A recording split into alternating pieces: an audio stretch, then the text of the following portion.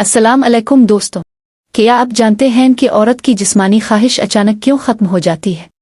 क्या वाकई मर्द का तौलीदी मादा औरत के जिस्म के अंदर खारिज होना ज़रूरी होता है?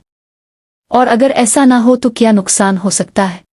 आज की वीडियो में हम उन्हीं सवालात के सच को जानेंगे, बगैर शर्म बगैर झिझक, सिर्फ सच, साइंस और हकीकत पर मबनी मालूमात के साथ। अगर आप शादीशुदा हैं या शादी के करीब हैं तो ये वीडियो आपकी ज़िंदगी बदल सकती है। उम्मीद है आप सब खैरियत से होंगे। आज हम एक ऐसे मौजू पर बात करेंगे जो बहुत अहम है, मगर बदकिस्मती से हमारे मुआशरे में इस पर खिलकर बात नहीं की जाती।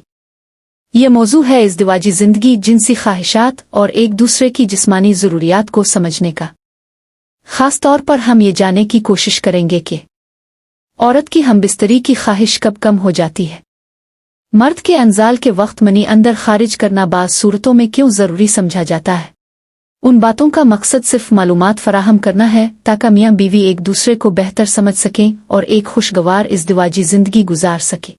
साइंस और तिब के मुताबिक औरत की जिनसी ख्वाहिश एक मुसलसल अमल है जो मुख्तलिफ मराहिल से गुजरता है। जवानी, शादी, बच्चों की पैदाइश और उम्र के बढ़ने के साथ साथ इसमें कमी या ज़्यादती आ सकती है। ख़ास तौर पर 40 से 50 साल की उम्र के बाद जब हार्मोन्स में तब्दीली आती है, जिसे मेनोपॉज़ कहा जाता है, तो अक्सर औरतों में जिनसी दिलचस्पी में कमी देखी जाती है।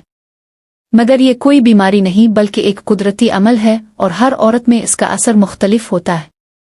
कुछ औरतें इस उम्र में भी मुकम्मल तौर पर फ़आल होती हैं, जबकि कुछ में ख्वाहिश में कमी आती है। लिहाजा हमें हर फर्द की फितरत और तिब्बी हालत को समझना चाहिए, न कि एक उसूल सब पर लागू किया जाए।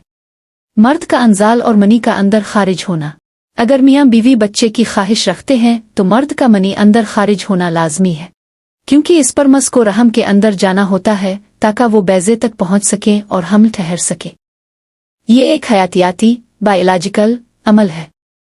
अगर मनी अंदर न जाए तो क्या होता है? अगर मियाँ बीवी हमल से बचना चाहते हैं तो बाज़ औक़ात मर्द अंजाल से पहले उज़्व को बाहर निकाल लेते हैं। इसे विथड्रॉल मेथड कहा जाता है। यह वक्ती तौर पर एक तरीका हो सकता है, मगर इसमें मुकम्मल हिफाजत की गारंटी नहीं दी जा सकती, क्योंकि अंजाल से पहले खारिज होने वाले मादे फ्लूइड में भी कुछ स्पर्म मौजूद हो सकते हैं, जिनकी वजह से हमल हो सकता है। लिहाजा अगर हमल से बचना मकसूद हो तो किसी मुनासिब और महफूज तरमाने हमल कॉन्ट्रासेप्टिव मेथड का इस्तेमाल ज़्यादा बेहतर होता है।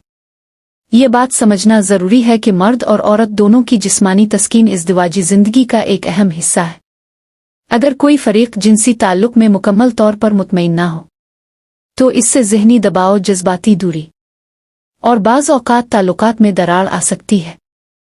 इसीलिए मियाँ बीवी के दरमियान खिले दिल से बातचीत बहुत ज़रूरी है। शर्म और झिझक को छोड़कर एक दूसरे की बात सुनना, समझना और ज़रूरत हो तो किसी माहिर डॉक्टर या मुशीर से मशवरा लेना एक मुस्बत और सेहतमंद ताल्लुक़ के लिए बहुत अहम है।